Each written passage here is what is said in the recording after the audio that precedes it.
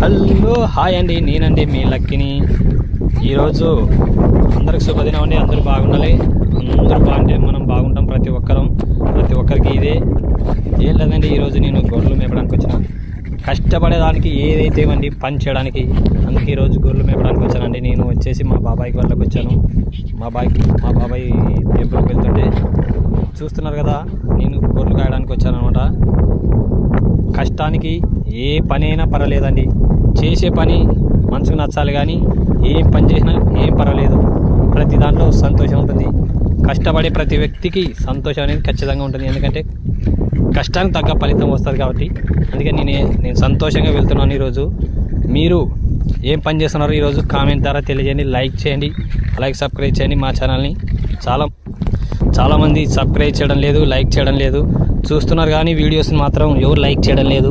దయచేసి అర్థం చేసుకోండి.